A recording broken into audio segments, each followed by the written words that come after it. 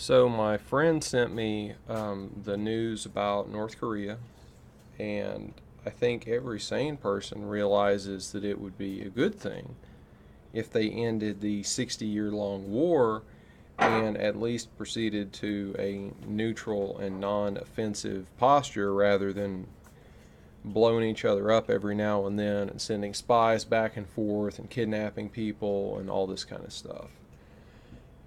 So if you go to RT, you will see that they gave this a very positive review. They showed a lot of pictures of the South Korean president smiling. They showed a lot of handshaking and hugging and all this kind of stuff.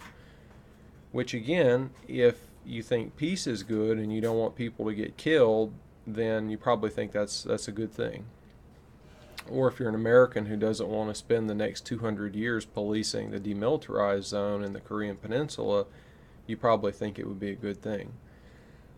If you've been listening to the media, however, you probably didn't hear about this, or if you did, you think that there's no chance anything good would ever come out of it, or worst of all, you might think we need to invade North Korea tomorrow to end the Holocaust camps that are going on there and to stop more people from being fed to dogs and all these other crazy stories that come out of the media about North Korea.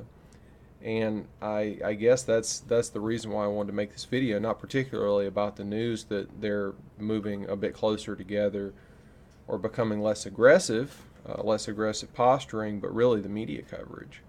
So if you go to Fox News today, or at least when I went earlier, on their front page there was not a single mention of this stuff, not even one, which I find to be quite interesting and strange. If you go to the New York Times, there was a top story about this, which was, I think it was along the lines of, well, maybe this will lead to something good, but we just don't know. We'll just have to wait and find out. Now, it's strange, this reticence, because we all know that the New York Times isn't shy about pushing an agenda or jumping to conclusions or anything like that. So it seems kind of strange that on this issue they would, caution patience and say let's wait it out and see what happens, kind of revealing there about what goes on in their agenda.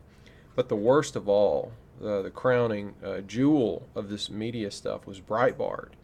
Breitbart's lead story said murderous Kim can't be trusted, and they pulled some guy out of God knows where who wrote some book about North Korea and Kim Jong-il or whatever, Kim Jong-un, sorry, saying that this guy is a murderer. He's got Holocaust camps in North Korea. He can't be trusted.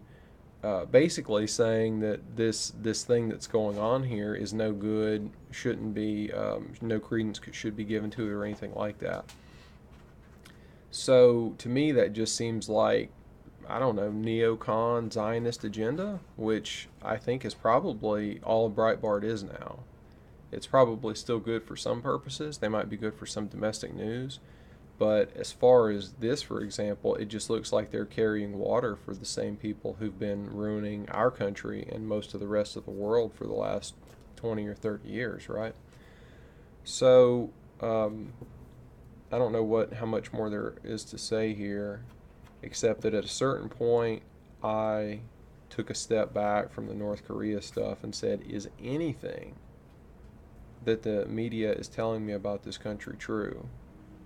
Is it a gulag system? How do I know? I've never been there. It's obviously a poor country, obviously has a lot of problems.